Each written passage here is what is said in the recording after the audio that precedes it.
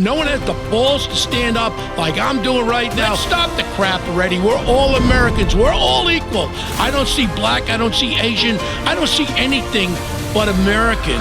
Hi, everybody. Welcome to One Tough Podcast. I haven't been around in a while, a couple weeks, but we're back, and we have a new mayor in New York City since I did my last podcast. I guess we have to relate to Mundummy. I forget his name. I don't know. I don't know how to pronounce his name, but I guess we're going to have to live with him. I just hope that New York City really can live with it, and I hope that he changes from what he said when he won victory here in New York City.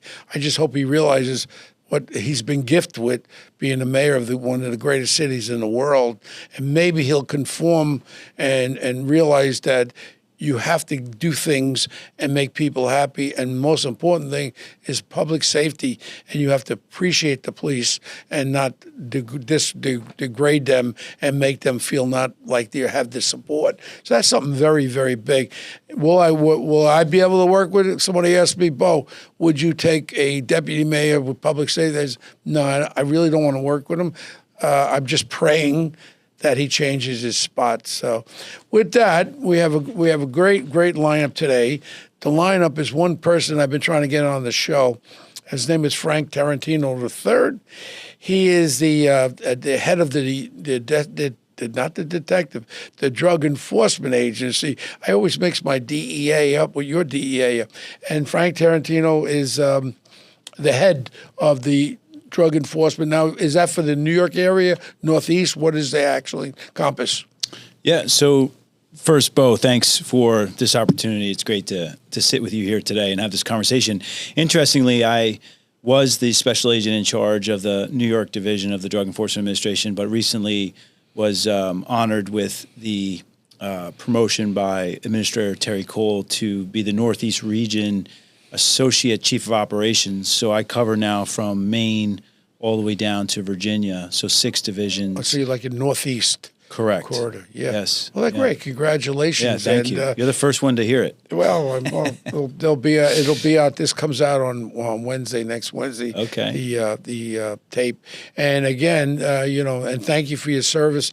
You're an Army Ranger, and before I get into your history, and I'm very honored by you being here, I just usually do what we do every week, and I just go over a couple of things. You could jump in any time. Sure. I just don't want to get you in any kind of trouble because I'm a person that tells the facts and the truth. On Monday, the Homeland Security came out with some statistics for New York City, New York State, and there's approximately 7,000 criminal migrants, not migrants, criminal migrants that they've released as far as into our society. And some of the things on the rap sheets, like 29 homicides, 2,500 assaults, 207 sexual predator offenses, 200 burglaries, 305 robberies, 400 dangerous drugs offenses. That's right up your alley. Yeah. 300 guns and weapons and all that.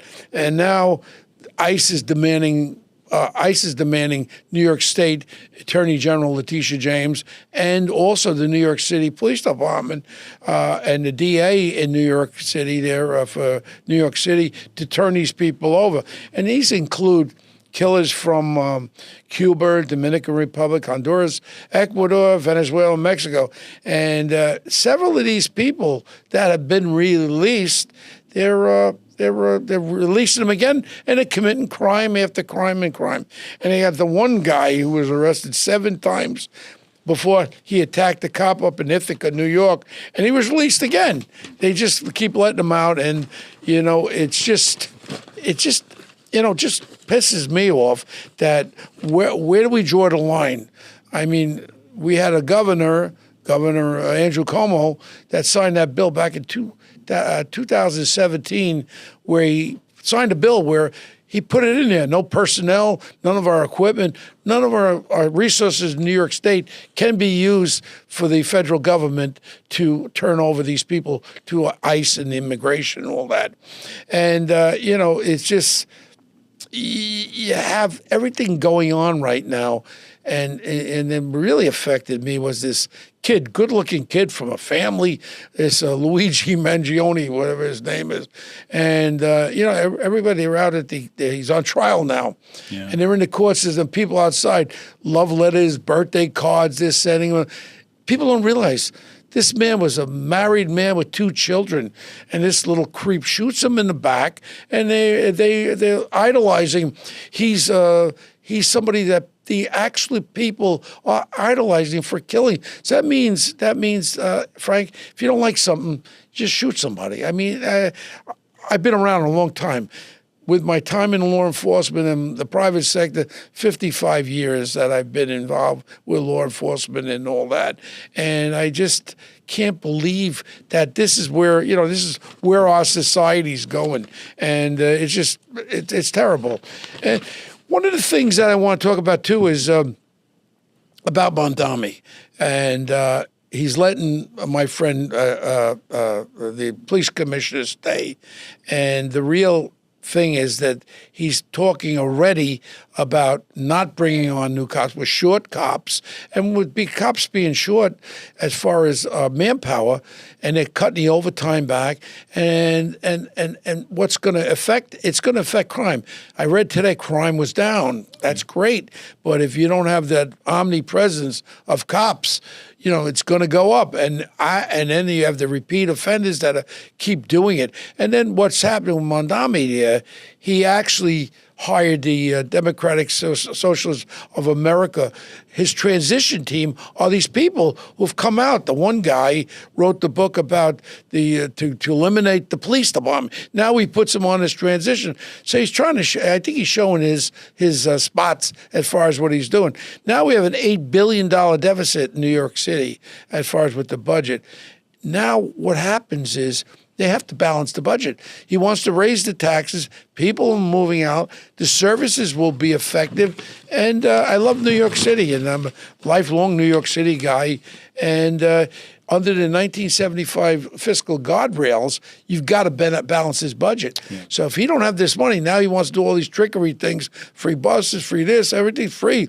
But where's the money come from? And again, I'm just praying that he just backs off when he realizes you can't do all these things without money. And also, the most important thing is the cops that I talk to all the time. They're leaving. Yeah. They have a salary of about $60,000 a year.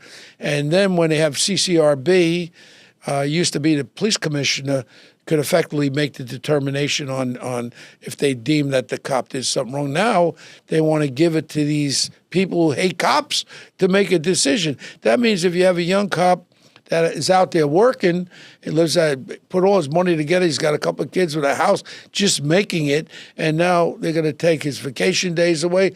They might fire him, but now under these new laws that they have in effect, they could sue you civilly. Yeah. So, I mean, a lot of cops are not going to stay. And on top of it, with the headlock law, look, I was a cop, I was a decoy a lot of years. I effected arrest over 1,600 felons. Wow. I was a decoy where I was mugged 500 times. If I couldn't use a headlock, I never killed nobody. I've been shot at. I've been hospitalized 30 times. But this is something, a headlock's a headlock. It's not a chokehold. But as soon as a cop puts his arm around a guy's neck, they go, oh, he's a chokehold. And then they have this thing where they diaphragm. You can't climb on top. I challenge anybody. How do you handcuff somebody without climbing on top of them? I don't know. Yeah. And now when they do these things and they effect a real justify arrest, they're going to be making complaints against them. And it's not a good scenario. And I only bring up the cop thing. With you, Frank, is because you're a law enforcement person, and cops are our first line who are out there every day. And that's something that I don't even want to talk about this. Well, I would just say, Bo, I think the best things that the mayor-elect did right out of the box is retain Commissioner Tisch. She's an amazing leader. She's an incredible partner to the DEA. I think you know this, but the DEA in New York has the oldest task force in the country. The New York Drug Enforcement Task Force is the oldest and largest task force ever created. It was formed in 1970, and it's made up of 3 agencies: the NYPD, Yeah. State Police, and the DEA. And that's where I began my career in 1998. And I learned invaluable information and tradecraft from the detectives that were assigned to the NYPD and the and I task force. remember Judge Edwin Torres. Do you remember the name? I do. Supreme Court judge, and he invited me into the. This is when a DEA officer who was on the Lower East Side got killed. Yeah. And it was a state trooper that was on on the task force, the DEA task force. And I'll never forget, he called me into the court. Edwin Torres is a good friend of mine. He's 95 years old now. Wow. And he said, "Bob, I want you to come in." He was sentencing the guy that killed the state trooper who was on the DEA task force. And I'll never forget, he had all the state troopers were up there with their wide brim hats. And next thing he says, "Officers, put your hats back on." And then I'll never forget what he said, was he did a whole scenario about this guy getting away with killing people, and now it's stopping. And he goes, "I have good news, I got bad news. The good news is, under these parole laws, one day you'll get parole. The bad news, your parole officer hasn't been born yet." Yeah. The one guy started clapping, and Judge Torres says, "You can applaud everyone," and all the state troopers. I mean, this was really a fine day for law enforcement. Yeah. That this creep was getting his due, this murderer and all that. And right now, I noticed one thing, Frank. Yeah. I drove by the other day. I was going to some kind of an affair. Yeah. And I drove down past that park with the arch there, Washington Square Park. Yeah. It looked like years ago. It was beautiful, and you guys got involved with that. I'm sure you did. Yes. What did you guys do with that? Yeah, so Bo, one of the things that's really important to the DEA and certainly to the New York division is to really target the most significant traffickers and organizations that are impacting our community. And sometimes that is working those really high-level organizations that are based out of, let's say, Mexico or Colombia or Bolivia or wherever. But sometimes it is those organizations that are selling those street-level narcotics that are really impacting and harming New Yorkers. And so what we have done is created a task force, an overdose task force, that really operates on real-time intelligence right from the OCME, from Dr. Jason Graham, the chief medical examiner here in New York City, and we target those organizations that are selling those lethal pills and the drugs that are laced with fentanyl. And Frank, a lot of people don't understand, years ago, the kids used to do a hit of cocaine. Yeah. Get a couple of drinks in them. Yeah. Hey, you want a hit? Make you feel good and all that bullshit. Back in the 70s, it was like, I don't even think it was classified as a level of a drug. Cocaine was like readily used in restaurants and stuff. And then all of a sudden you take it. But people don't understand. They got some cocaine that's really crap. Yeah. They throw fentanyl in it. That's right. They don't measure it. They don't have no idea That's right. how much. All they want to do is be able to get someone high. That's right. And people don't realize that one hit could be the end of it. And even my friend Steve Witkoff, the special emissary to the president, he was my real estate partner. His son died of the overdose. That's tragic. Andrew died of the overdose. And it's prevalent out there. Yeah. Now they're actually with the pills that you think you're getting a pill, a Quaalude, whatever the hell the pills are today, and they put fentanyl in there, and that's why the overdoses were reaching 100,000 dead. Yeah, I mean that's a lot. And I when you start these cases, Frank, from the street, and you start to go to the higher level and all that. Do you follow it all the way back to Central and South America? Yeah, Joe, I tell you, Bo, the one thing I would love to tell you is what my global pursuit forward mindset is. Yeah, because I feel like that's really what makes us unique and the lead in drug law enforcement across this country and all over the world. Yeah. But before I do that, I just want to talk a little bit about the success of the Washington Square Park case, because I feel like that is the perfect example of when you have the federal agencies working in lockstep with our local municipalities and with the prosecutors. So really, we identified an organization that was selling street-level narcotics that was harming people, and in some cases causing overdoses and overdose deaths. And we had a meeting. I went down to see Commissioner Tisch, and one of the things that's really important to me is I always want to know, how can we help New York City? What can the DEA do to best position themselves to provide the greatest amount of assistance and impact in a positive way to New York City. And so when we had that conversation, the first words out of Commissioner Tiss's mouth was Washington Square Park. And with that, we focused all of our efforts with coordination from the NYPD and the local precinct. We did an incredible job in a very short period of time, a very condensed period. We were able to arrest 24 people. And most importantly, when you arrested them? Yes. Well, they tried federally. Federally. This is the first time, Bo, That's why they're not back there. Yeah, well, this is the first time in recent history that we were able to build such a strong prosecutorial case through the Southern District of New York, charging 24 people with death resulting. So that carries a mandatory minimum of 20 years. So in other words, for the listening audience, when you charge, if someone overdosed and you follow it back and they supplied I use the word shit, that killed that person, you could charge them with that? That's right. Wow. And in this case, we had an 18-year-old from across the country, Salt Lake City, Utah, come into New York City for an internship and overdose within a 24-hour period of being here. Wow. And it was because of the men that were selling drugs in Washington Square Park. And we were able to trace that back and provide a little bit of justice to Bailey Shaw's family. Yeah, now, when you arrest them, if they're an illegal, they're illegal criminal, not a criminal. Yeah. I hate to just use illegal because there's a lot of people illegally in our country, That's right. But they're not criminals. I'm one, I'm part of this Homeland Security Advisory. Yeah. My thing is the criminal element.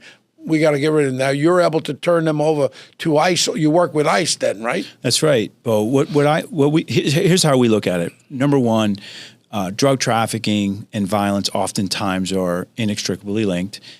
So oftentimes we're finding drug traffickers with guns or drug traffickers who commit violent acts. Mm-hmm. And oftentimes the drug traffickers that we're pursuing have a citizenship outside of the United States. They belong to another country. They're basically coming into this country to take refuge and or take advantage of the demand for the illicit narcotic trade. So what we do is we go after illegal criminal drug traffickers. And when we do that, we focus in on the organizations that are based out of Mexico, based out of Colombia, based out of Bolivia, based out of the Western Hemisphere. Mm-hmm. And we focus on Venezuela, of course, and we try to target those organizations from the top down and from the bottom up.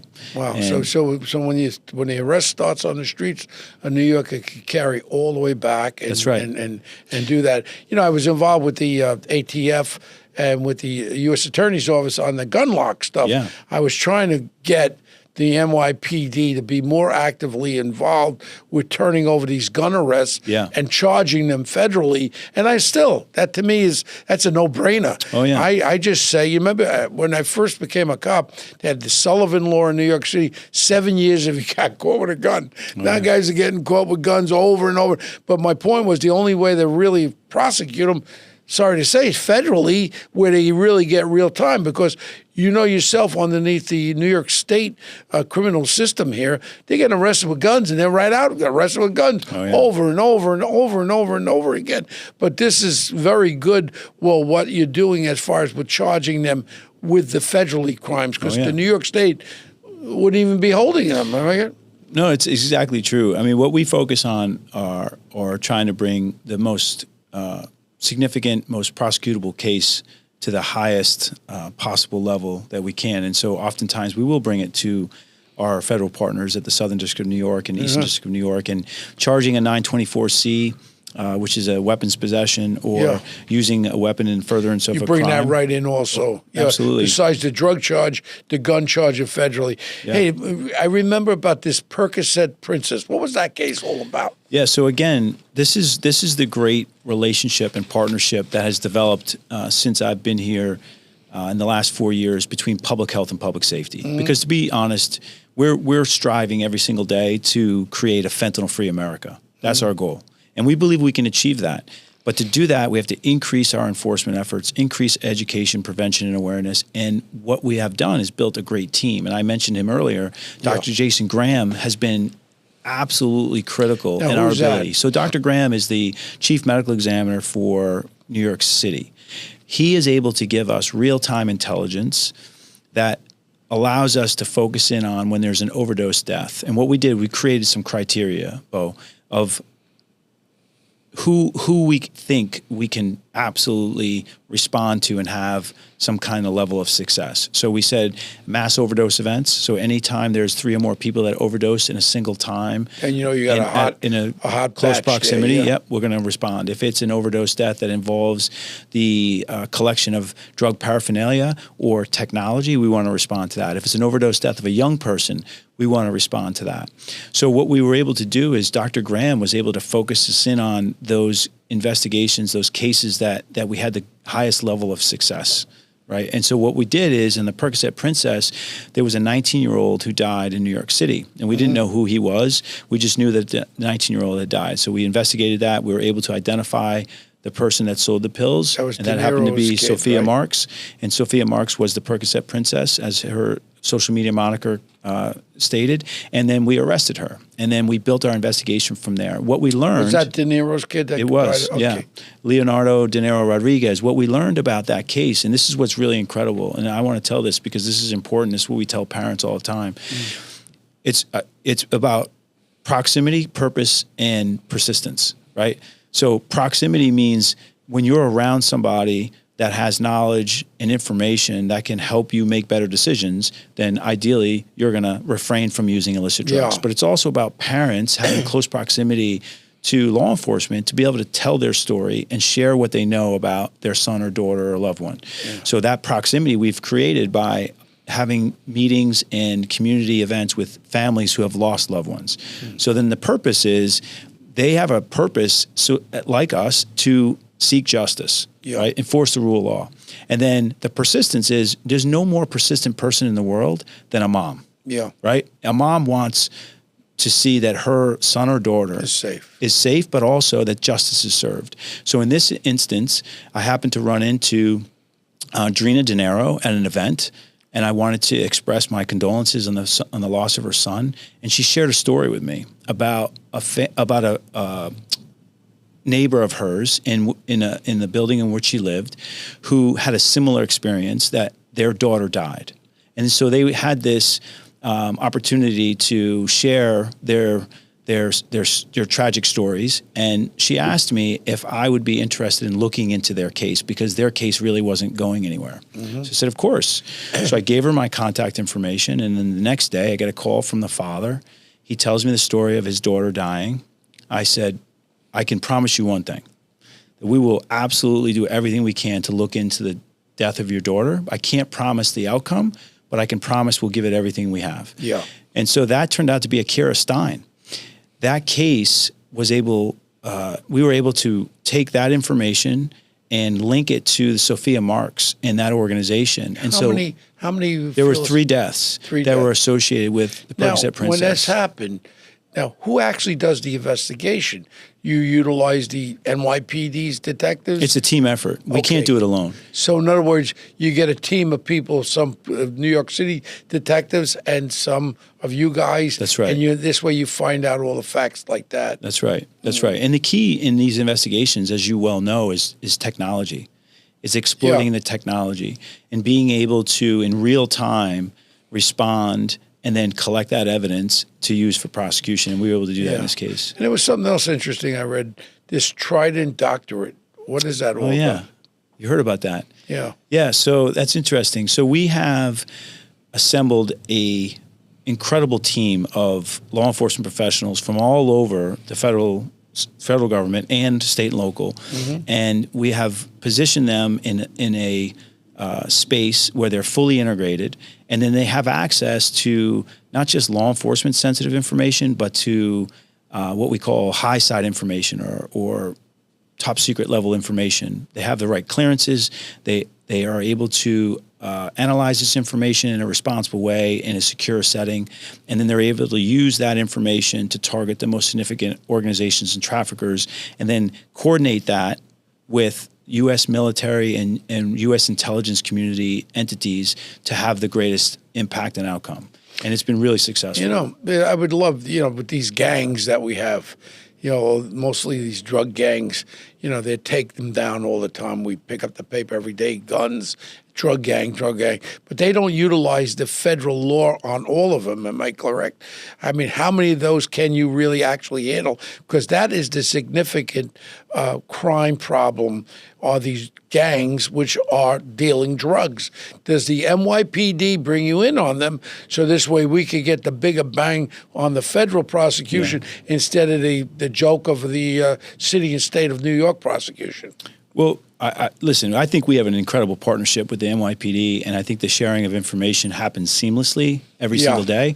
But I want to just highlight one example of how we have deliberately increased that information sharing. So early on, Tom Galati was the chief of intel for the NYPD, and I went to him along with my colleagues from our intel division, and we asked him if he would be willing to give us an FIO, a field intelligence officer at the DEA.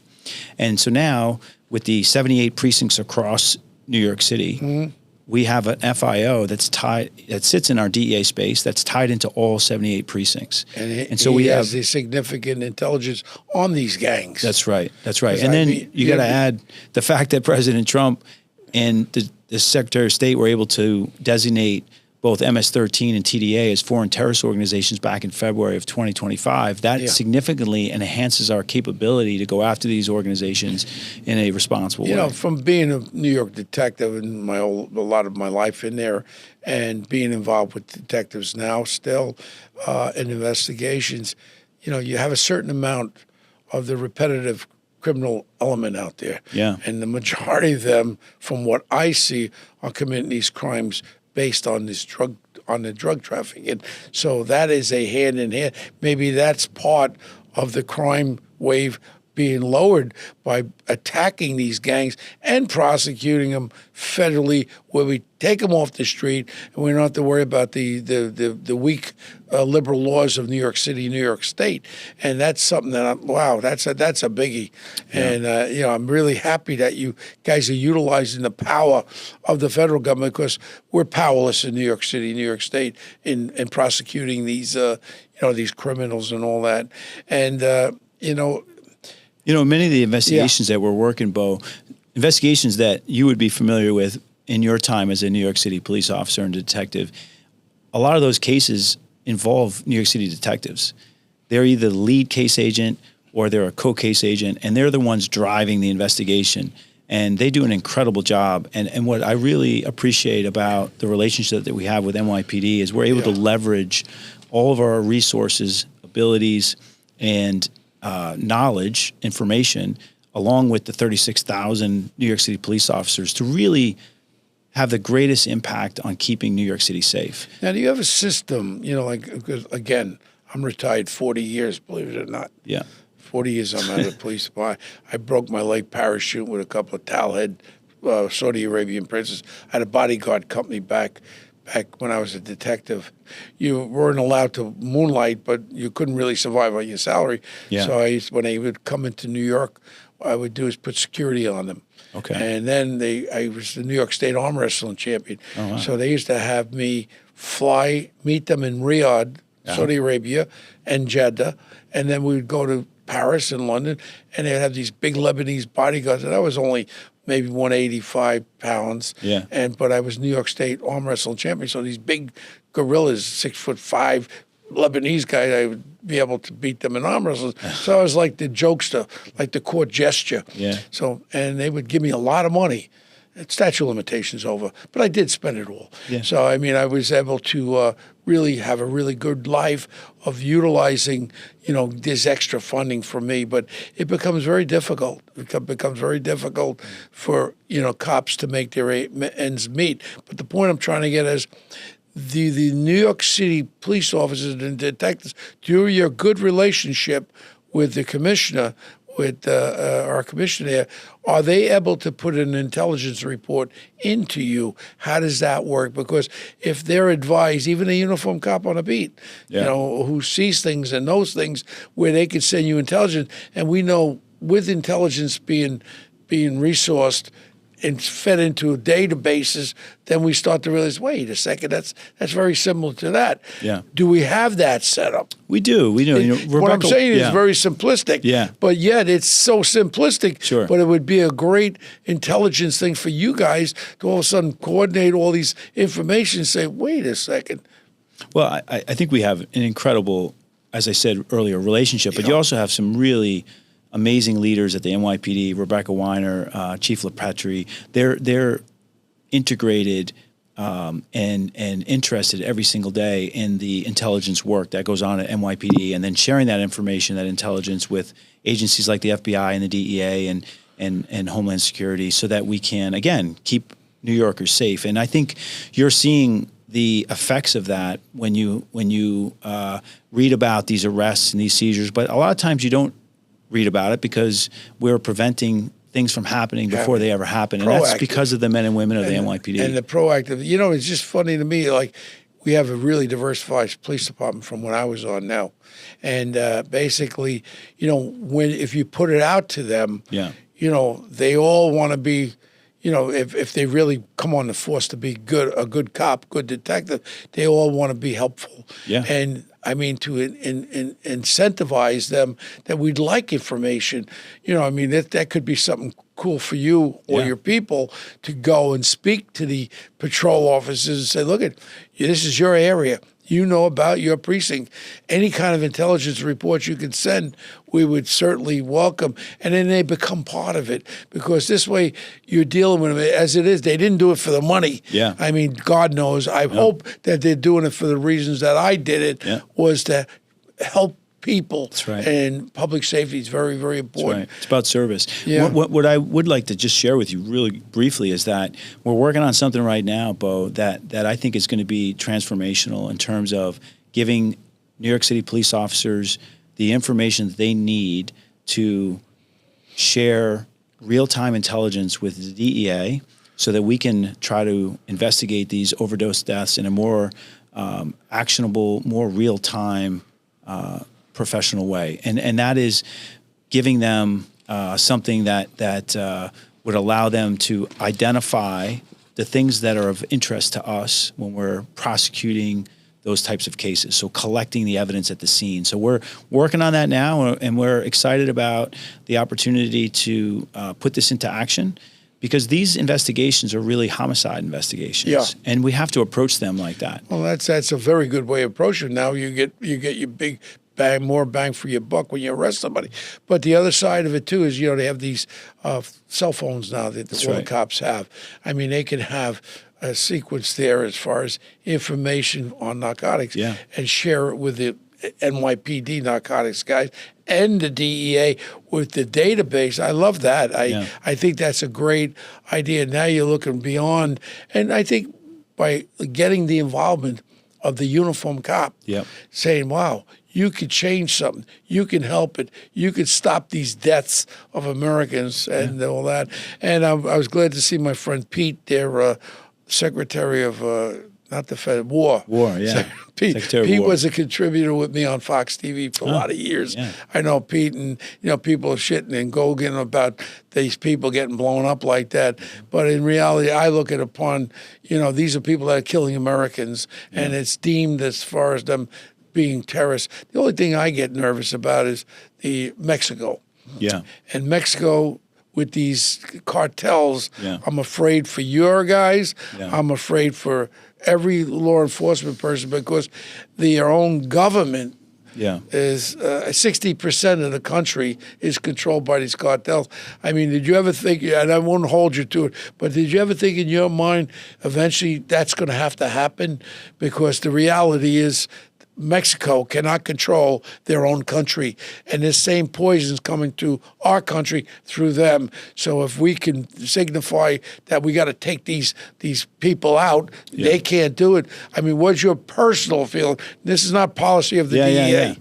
No, I mean, listen, I feel like my personal opinion and what aligns with the DEA, because we believe in our hearts that we can make a difference. And so we believe that we can eliminate the cartels, right? I mean, we're laser focused on identifying, mapping, how the cartels are operating here in the United States, and of course, how the two most dominant cartels, Sinaloa and Jalisco, are operating in Mexico. And so what we're doing is we're using data-driven, intelligence-led operations to really focus on those two cartels, and we're having a great impact. Yeah, well, we really are. I think we can have a better, and this is a discussion that I'd like to have maybe by next week with the president. Yeah. But part of my directive, and I'm a grandfather and all that. Yeah. And you're talking about 50 or 60 dead in Mexico every year. When my kids ask, they want to go to Cancun, they want to go to Acapulco, I said, no. I mean, the reality is not just tourists, they're going after everybody, including the people. Let's face it, that is the biggest problem for drugs is Mexico. And we have to face that. That's right. And the president has to get really tough. And if we have to see our little helicopters coming in there, going after these cartels, they can't handle them. My thing is going to be, well, we got to help them. Yeah. We got to help them get rid of these cartels, because these cartels have a price on your head. They have a price on the ICE guys, and that's something we have to deal with. We can't turn and cower. We got to go in there and fight, and that's something that's important.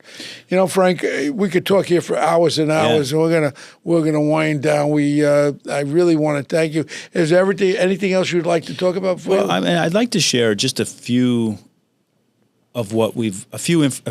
bits of information of what we've learned over the last year, and also just let you know what we're doing and where we're going, because I think that's important. I think the American people should feel a sense of hope and optimism with the work that we're doing. So, for example, in 2023 into 2024, there were 112,323 overdose deaths. That's a number that you and I just really can't wrap our heads around. How many? 112,323. Last year. In a 12-month period ending in August of 2024.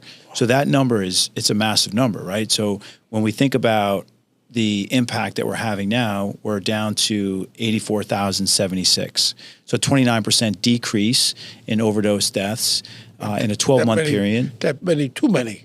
Still. Well, I think it's a great example of the focus on enforcement and the focus on education, prevention, and awareness that the DEA and all of our other partners are involved in. But I think it also shows the American people that we're serious about this work, right? And I think it's also sobering to know that the leading cause of death among Americans today, 18 to 44, is overdose deaths and poisonings. That's frightening. The other thing that I think is really frightening, and this is where I want people to really demand action. So 230 Americans are dying every day from an overdose death or a poisoning. It's 230. 230. One person every 6 minutes. Every day. Every day. So that's the equivalent of a 737 crashing every day in the United States. Wow. When people start to realize those numbers, holy mackerel. It's a lot of people. So, you know, we're now down to about 50,000 Americans have died as a result of fentanyl poisoning, directly related to fentanyl. And that's a decrease of significant proportions. We went from, at one point, 7 out of every 10 pills that we were testing in our laboratories, 70% had a lethal dose of fentanyl. Lethal fentanyl. Lethal, 2.2 milligrams. Now we're down to 30% or 29%, 3 out of 10, which is significant. So 29% of all the fentanyl that we're testing in our laboratories is lethal. So that's our efforts, along with our partners, of really going after, again, eliminating the cartels, having that mindset, right? Because it's all about a mindset, and then holding them accountable. And you know what it is? When people listen to this, and we're going to, again, wind it down, you know, it doesn't have a certain group, because all groups could be involved, and even people with their loved ones, their grandchildren, their children could be caught up peer pressure when they're in school. I know what happens with that. And put it this way, Frank, I'm a big supporter of what you're doing. Thank you. And I do have some good ears there in Washington, and what you're doing is really great. And I really intend to speak out on what you're doing, because this is so important for us to follow through. The only problem, again, I keep going back to my liberal state, my liberal city. It's a shame that we have to kick it up to the federal level. We should have it being dealt with on that level. That's why every case that you guys do, it's good to hear that it's being prosecuted federally other than the other one. And where do you live, Frank? So I don't live in New York City. Oh. I wish I did. It's a great city, but I do live in the surrounding area. And Yeah. you know what I do appreciate very much is that I get to come into this great city every day and not just work here, but have an incredible relationship with my colleagues from all over the federal agencies, and of course with our state and locals with NYPD. And it's just a pleasure to serve a great organization, a great agency like the DEA, but to do it here in New York City is really special. Yeah. So Frank, very interesting. What happened in the month of October? So, Bo, we had this national initiative, Fentanyl Free America, and across the nation, all of the DEA offices and their state and local counterparts focused on fentanyl as the primary driver of overdose deaths, which we've talked about. So in New York, we seized nearly 500 pounds of fentanyl powder and pills in the 2025 calendar year. And at this point in time, during that operation, we seized enough, in 1 month, we seized enough fentanyl that could kill nearly 18 million. I'm sorry. I got the numbers wrong. Yeah, it's 5 million, right? Correct. Yeah. All right, let me do that again. Sorry. So in October, we had a national initiative called Fentanyl Free America, which was an initiative to target those organizations and those targets or personalities. Let me say this again. Shoot. I'm sorry. Let me try it one more time. I promise. It's only 30 seconds. This is going to be a good take. October. Yeah. So, you know, Bo, we had this operation that was a national initiative called Fentanyl Free America. And during that period of time, we focused in on the organizations that were moving fentanyl across the United States. And here in New York, we seized enough fentanyl that could kill 5 million people in 1 month. 5 million people. That's right. And up to this year, we have seized already nearly 900 pounds of fentanyl powder and pills, which is the equivalent of nearly 19 million lethal doses of fentanyl, which could have killed every single New Yorker in the state of New York. Wow. So that's the kind of work that we're doing, and that's the kind of effort and focus that the DEA has across this country. In 1 month, we seized over 5 million lethal doses. Frank, I really want to thank you for New York and our country. I mean, you're saving Americans, and I thank you for your service. And again, thank you very much. Thank you, Bo.